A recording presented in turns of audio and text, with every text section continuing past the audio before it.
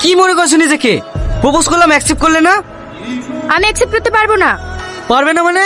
তুমি জানো আমি কার ছেলে? এলাকার সবচেয়ে বড় বিজনেসম্যান আমার বাবা, আর তুমি আমাকে রিজেক্ট করছো? তুমি জানো আমার বাবার কটা গাড়ি, কটা বাড়ি, কত বড় বিজনেস আছে? কিছু যখন আপনার বাবার আছে, তাহলে আপনার বাবা প্রপোজ করলেই পারতো। আপনি আসছেন কেন? কি উল্টোপাল্টা বকছো? ঠিকই বলছি, আপনি যে পরিচয় দিলেন সবই তো আপনার বাবার। আপনার তো কোনো পরিচয় নেই। যেদিন নিজের কোনো পরিচয় তৈরি করতে পারবেন, সেদিন আসবেন কোনো মেয়েকে প্রপোজ করতে। বাহ, আমি কাজ করতে চাই, তুমি তোমার কোম্পানির যে কোনো একটা কাজ দাও। এতে দেখছি ভূতের মুখের রাম নাম। সূর্য আজ কোন দিকে উঠেছে? আমার কাজগুলো বুঝিয়ে দাও। আরে দিতে তো কোনো সমস্যা নেই, কিন্তু ওর যা চঞ্চল মন, দুদিন পর আবার কাজ করবো না বলবে না তো? একবার দিয়ে দেখো না আব্বু, আমি পারবো। আচ্ছা ঠিক আছে, কাল থেকে আমার সাথে অফিসে যাবি। থ্যাংক ইউ আব্বু।